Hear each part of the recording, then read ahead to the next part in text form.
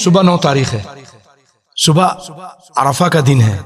یہ بہت عظیم دن ہے۔ یہ بھی اس دن کا روزہ، ایک روزہ، اس کے بارے میں آپ صلی اللہ علیہ وسلم فرماتے ہیں کہ یکفر السنۃ الماضیۃ والباقیۃ، حاجی کے علاوہ جتنے لوگ ہیں مسلمان، وہ جب اس روزہ رکھیں گے تو ان کے ایک سال کے پچھلے، ایک سال کے آئندہ کے گناہ معاف ہو جاتے ہیں۔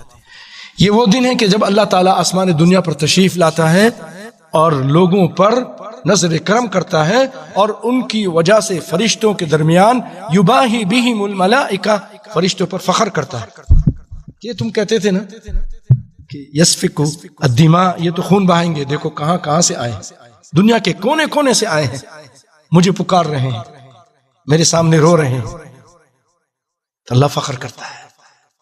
اور اس قدر لوگوں کو آج کے دن معاف کرتا ہے کہ کسی اور دن اللہ تعالیٰ اتنے لوگوں کو نہیں معاف کرتا۔ یہ وہ عظیم دن ہے